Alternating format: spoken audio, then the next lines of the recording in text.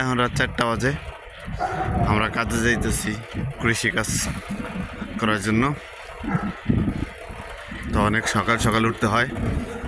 রাত 4টা বাজে যাইতেছি, দেখেন রাত, সবাই ঘুমে আছে ইতালিয়ানরা। আমরা শুধু কাজ দেখতেছি। দেখতে থাকেন, সাথেই থাকেন এবং চ্যানেলটা সাবস্ক্রাইব করবেন। Like comment share please. আসসালামু আলাইকুম।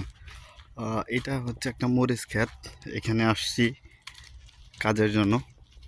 যারা ইতালিতে আসবেন প্রথমে কাগজ ছাড়াই কাজ করতে হবে। দেখাইতেছি কিভাবে কি করতে হয়। এই হলো পুরো মরিচ ক্ষেত। এই যে এগুলো মরিচ, এগুলো ছিঁড়তে হয়। এই যে পড়ে রয়েছে, এই যে পোকায় ধরছে, এগুলো ফালাই দিতে হবে। ওকে, ওই যে গাছ মরে গেছে, এই যে মরিচ, এইগুলা ইতালিতে এইগুলাকে পেপেরনি বলে। এই যে এগুলো সিদ্ধ হয় মরিচ। তো দেখেন কীভাবে ছিঁড়ি। এই যে ছিঁড়ছি, এই যে নষ্ট, এটা ফালাই দিতে হবে। ওই যে এখানে ফালাই দিলাম।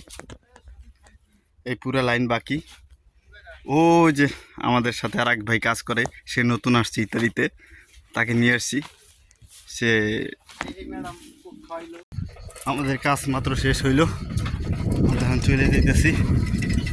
এই যে এইদিকে আসছিলাম, ওই পুরাটাই খ্যাত এইগুলা। ও প্রচুর কষ্ট হয়েছে খেতে কাজে। যারা ইতালি আসতে চান এইগুলা দেখে রাখেন। এই পরিস্থিতি, এই যে আমরা এখানে কাজ করি, ভুতুরে জায়গা। হ্যাঁ, ভুতুরে জায়গা দেখছেন। রাত 4টা বাজে, এদিক দিয়ে আসছি।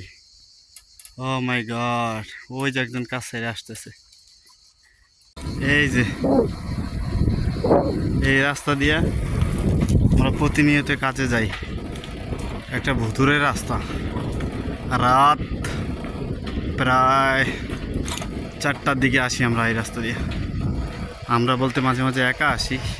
এগুলো সব খাত, এটা হলো বাউন্ডারি, এগুলো সব খাত। এটা রাস্তা। ইতালির মতো দেশে ওই যে পাশেটাও খ্যাত, এটা আটকে রাখছে। এটা এগুলো হলো গেট। কি ভয়ঙ্কর রাস্তা। এইটা হলো গ্রাম এলাকার মধ্যে ক্ষেতের থেকে কাজ করে আসলাম। এই সাইডে ভুট্টা খ্যাত, এই সাইডে বাড়িঘর। রাস্তাঘাট সুন্দর আছে, কিন্তু চিপা চাপার মধ্যে একটু সমস্যা আর কি। তো মোটামুটি ভালোই ইটালির রাস্তাঘাট, বাংলাদেশের থেকে অনেকটাই ভালো। এই যে তারা ক্ষেতের থেকে আসলো মাত্র, এই গাড়ি নিয়ে যাইতেছে। এই যে ইটালির রাস্তাঘাট, বাড়িঘর, বাড়ির পাশে রাস্তা।